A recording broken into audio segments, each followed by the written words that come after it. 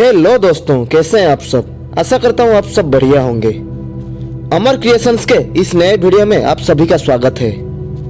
आज की कहानी है एक वैलेंटाइंस डे की, जब वैलेंटाइंस डे पे एक मौत होती है और उस मर्डर मिस्ट्री को सुलझाते सुलझाते पुलिस बहुत बार भ्रमित होता है। प्यार का एक ऐसा अंजाम जो आपको भी एक मिस्टीरियस वर्ल्ड में ले जाएगी। 14 फरवरी 2022 यूपी के आजमगढ़ में एक थाना है, सीधारी थाना। रात का वक्त था। पुलिस वाले थाने में बैठे हुए थे।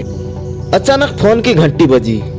वहां के सरकारी अस्पताल से एक फोन आया। बताया गया कि वहां पे एक आदमी की डेड बॉडी लाई गई थी, जिसके सीने पे गोली लगी थी। मर्डर का मामला है। खबर सुनते ही पुलिस अस्पताल के तरफ भागते हैं। वहां जाके देखते हैं कि एक शख्स की लाश पड़ी हुई है, गोली सीने में लगी है। देखकर लग रहा था बहुत करीब से मारी गई है। उस लाश के साथ दो लोग और खड़े हुए थे। उनमें से एक का नाम राजीव और दूसरे का नाम प्रभाकर, और दोनों मरे हुए शख्स के भाई थे। मरने वाले का नाम था राघवेश सिंह उर्फ टुनटुन सिंह, आजमगढ़ का एक प्रॉपर्टी डीलर। धंधा ठीक ठाक चल रहा था। पुलिस ने दोनों भाई से पूछा कि हुआ क्या। उन्होंने बताया कि शाम के वक्त वो गाड़ी लेकर निकले थे। अचानक हमें किसी ने फोन किया। हम मौके पे पहुंचे। गाड़ी में इनको इस हालत में देखा तो अस्पताल ले आए, लेकिन डॉक्टरों ने कहा कि ये मर चुके हैं। अब पुलिस ने कहा, आपको किसी पे शक है? तो दोनों ने कहा हाँ, क्योंकि प्रॉपर्टी डीलर का धंधा है, बहुत सारे दुश्मन होते हैं। क्योंकि जमीन जायदाद का झगड़ा था, तो उन्होंने कुछ नाम बताए कि हमारे भैया की दुश्मनी इन लोगों से थी। अब पुलिस पहले मौका वारदात की इंक्वायरी करती, जहां पे गाड़ी थी जो बताया दोनों भाई ने, तो पता चला कि हाँ, सही बता रहे हैं। अब पुलिस ने 302 के तहत मामला दर्ज किया और छानबीन शुरू की। फिर दोनों भाइयों ने जिन जिन का नाम बताया था, हर एक से पुलिस ने पूछताछ किया, लेकिन कहीं से भी कोई क्लू नहीं मिल रहा था। जितनों से भी बात की, पता चला उनके मोबाइल का लोकेशन अलग थी। तो इन दोनों भाइयों का भी देखा, क्योंकि पुलिस हर एक पे शक करती है। तो पता चला जो मौत का टाइमिंग थी, उस वक्त ये कहीं और थे। अब पुलिस परेशान, अंधेरे में हाथ पैर मार रही है। कोई सुराग नहीं मिल रहा है। कातिल को ढूंढा जा रहा है। कई दिन बीत गए, हाथ खाली थे। सीसीटीवी भी चेक किया जा रहा था। बाद में अचानक पता चला कि उसी जगह पे एक सीसीटीवी कैमरा लगा हुआ है। सीसीटीवी फुटेज लेकर आए। पुलिस फुटेज को देखती रही। फुटेज खत्म हुआ।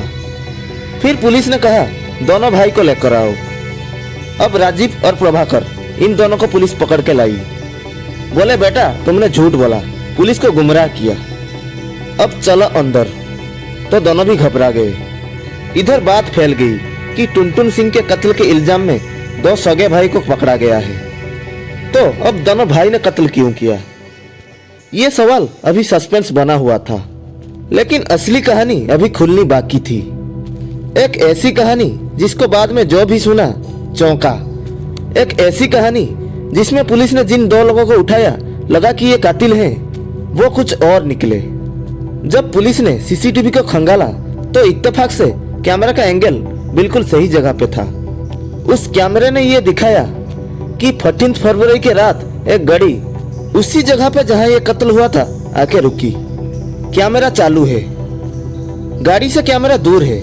ड्राइविंग सीट पे एक शख्स बैठा हुआ है। शीशा गिरा हुआ था।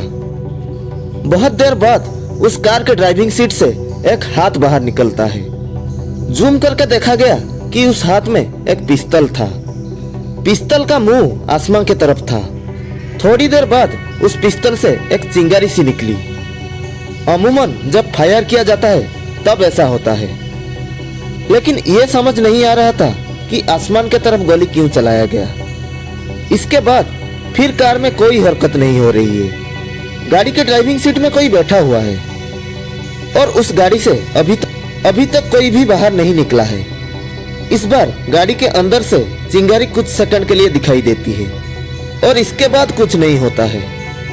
कई मिनट बीत जाते हैं। फिर उस कार के पास सामने से एक मोटरसाइकिल आती है।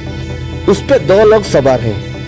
मोटरसाइकिल कार के पास आकर रुकती है। कार का दरवाजा खुलती है।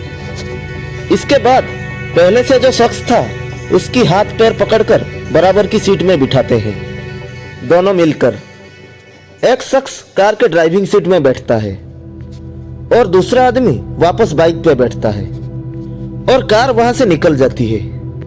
अब जब रिवाइंड और जूम करके देखा गया कि बाइक में जो लोग थे वो कोई और नहीं बल्कि राजीव और प्रभाकर थे, और वो जो गाड़ी थी वो टुनटुन सिंह की थी। अब सवाल ये था कि बाइक पे 2 लोग आए, उनमें से कोई गोली नहीं चलाई। टुनटुन सिंह वहां पे काफी पहले से रुका हुआ है। 2 बार चिंगारी की झलक दिखाई दी और तीसरा कोई आया नहीं, तो टुनटुन सिंह को गोली किसने मारी? अब दोनों को उठाने के बाद पुलिस ने पूछा कि मामला क्या है। तब पूरी कहानी सामने आई। टुनटुन सिंह 2015 से उसी इलाके के एक लड़की से प्यार करता था। दोनों का प्यार 5 सालों तक चला, 2020 तक, कोरोना के पहले तक। लड़की शादी करना चाहती थी टुनटुन से, पर किसी वजह से टुनटुन शादी नहीं कर पाए। दोनों बिछड़ गए। 5 साल का रिश्ता खत्म हो गया। लड़की ने कहीं और शादी कर ली। शादी से पहले लड़की ने साफ साफ कह दिया था कि जिस दिन मेरी शादी हो जाएगी उसके बाद ना मेरा तुम्हारा कोई रिश्ता होगा, ना कभी कांटेक्ट रहेगा और ना कभी मैं तुमसे मिलूंगी। लेकिन शादी के कुछ वक्त बाद टुनटुन का प्यार फिर से जगा।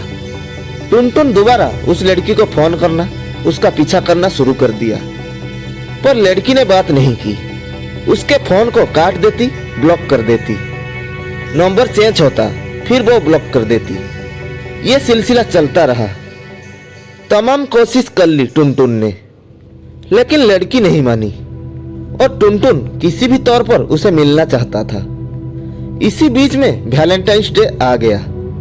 टुनटुन का प्यार इस खास दिन पे और जग गया। उसने कहा आज तो मिलेंगे ही मिलेंगे। उसने दोपहर से फोन करना शुरू किया। लड़की ने फोन नहीं उठाया, तो उसने एक दूसरा नंबर लिया और उससे लड़की को फोन किया। लड़की ने फिर बात करने से मना कर दिया। गाड़ी लेके अब सीधा ये लड़की के ससुराल के बाहर थोड़ी दूर पे खड़ा हो गया। वहां जाने के बाद उसने फिर लड़की को धमकी दी कि मैं सबको बता दूंगा कि हमारा तुम्हारा कभी क्या रिश्ता था। लड़की फिर भी नहीं मानी। इसने गिड़गिड़ाया, मनाया, लेकिन लड़की नहीं मानी। आखिर में इसने वीडियो कॉल किया। वीडियो कॉल में इसने कहा कि देखो मुझे तुमसे मिलना ही मिलना है, अगर तुम मुझसे नहीं मिली तो मैं अपनी जान दे दूंगा। लड़की ने बिलीव नहीं किया उसकी बात। तो फिर वीडियो कॉल के दौरान टुनटुन ने एक हाथ बाहर निकाला, उसमें पिस्तौल था और उसने आसमान की तरफ पहली गोली चला दी, जो कैमरे में कैद हुआ। उसने कहा देखो इसमें सच में बुलेट है। ये पहली गोली तुमको दिखा रहा हूँ कि ये असली रिवॉल्वर है। दूसरी गोली मैं अपने आप को मारूंगा। लड़की अब भी मानने को तैयार नहीं थी। कुछ देर उसने और मनाया। लड़की अपनी जिद पे अड़ी रही। इसके बाद उसने कहा ठीक है। देखो लाइव वीडियो कॉल पे उसने दूसरी बार पिस्तौल का मुंह अपने सीने की तरफ किया और फिर बोला कि देखो मान जाओ, मुझसे मिल लो वरना मैं गोली मार दूंगा अपने आप को। लड़की फिर भी नहीं पिघली। काफी देर जब हो गया ट्रिगर दब गया और उसने खुद को गोली मार ली। वीडियो कॉल पे लड़की देख रही थी। उसके बाद टुनटुन का फोन छिटक के नीचे गिर गया। लड़की बदहवास हो गई। दोनों भाइयों को जानती थी। फौरन राजीव को फोन किया। उसने कहा तुम्हारे भाई ने ऐसे ऐसे खुद को गोली मार ली, फौरन जाओ वहां पर। ये सुनते ही दोनों भाई बदहवास बाइक पे वहीं पे पहुंचते हैं। भाई को ड्राइविंग सीट से उधर रखते हैं, लेकर हॉस्पिटल भागते हैं। इन्होंने कत्ल भी नहीं किया, बेकसूर थे। लड़की ने भी बताया कि वीडियो कॉल पे वो सब कुछ देखी थी। तो फिर दोनों ने झूठ क्यों बोला? अस्पताल पहुंचने के बाद इन दोनों के दिमाग में कुछ और आ गया। अब ये बताएं कि ये सुसाइड है या क्या है। तो उन्होंने सोचा एक काम करते हैं, भाई तो गया, भाई का प्रॉपर्टी का धंधा है, कुछ जमीन इधर उधर है। भाई के इस मौत का सारा इल्जाम उन्हीं लोगों पे लगा देते हैं। पुलिस उन्हें पकड़ लेगी, हमारा रास्ता साफ हो जाएगा। और तभी इन्होंने पुलिस में जाके झूठा बयान दे दिया। लेकिन उस सीसीटीवी ने पूरी कहानी खोल दी। कातिल को ढूंढा जा रहा था, लेकिन वो खुदकुशी निकली। 2 लोगों को पुलिस ने पकड़ा, लेकिन वो कातिल नहीं थे। वो चश्मदीद जिसने कत्ल होते हुए देखा, आप उसके खिलाफ कोई धारा नहीं लगा सकते, क्योंकि एक लड़की है और उसका तंग किया जा रहा था। अगर कोई धमकी दे कि तुम आओ, मिलो, मुझसे प्यार करो, नहीं तो मैं जान दे दूंगा, तो ये कहीं का इंसाफ भी नहीं है। अब पुलिस केस क्या बनाएगा? फिर केस बना डिस्ट्रक्शन ऑफ एविडेंस, सबूत मिटाना, सबूत के साथ छेड़छाड़, झूठा बयान देना। ये मुकदमा दर्ज करके दोनों भाई को गिरफ्तार कर लिया। हालांकि धाराएं संगीन नहीं थी। तो ये थी पूरी कहानी। अब ये वीडियो देख लीजिए कैसे हिंदुस्तान के एक महाराज ने सिर्फ एक बदला लेने के लिए रोल्स रॉयस कारों से कचरा उठवाया था। आशा करता हूँ आपको वीडियो इन्फॉर्मेटिव लगी होगी। तो मिलते हैं अगले वीडियो में, तब तक के लिए खुश रहिए।